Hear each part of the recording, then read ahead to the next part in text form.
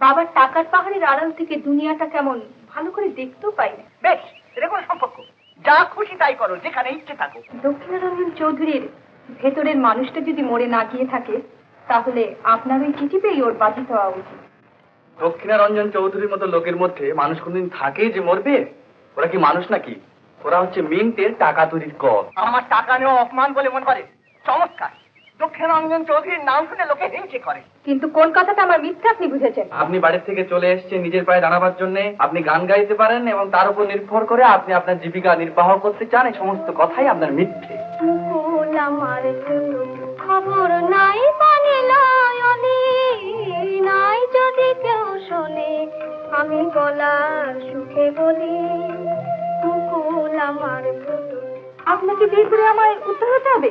What nonsense! এই বাড়ি আপনাদের এখনই ছেড়ে দিতে হবে। এই হুকুমটা কার কাছ থেকে নিয়ে এসেছে? দক্ষিণা চৌধুরীর মেয়ে বাড়ি ছেড়ে কোথায় গিয়ে আছে তার পাত্তা নেই। এই খবরটা শহরময় চাউল হতে মোটেই দেরি হচ্ছে। এইটা কি আপনি চেয়েছিলেন? আমার খোঁজে কেউ এসেছিলেন? না তো দিদি। তাহলে সব কিছুর জন্য আমি তাই। লাভটা কি মামু ভাই? লাভ মিলতে শেখা, লাভ নিজের ছোট্ট গন্ডিটুকু ছাড়িয়ে পরকে আপন করে নেওয়া। যে প্রস্তাবটা আপনাকে আমি করেছিলাম সেটা আমি ফিরিয়ে নিচ্ছি।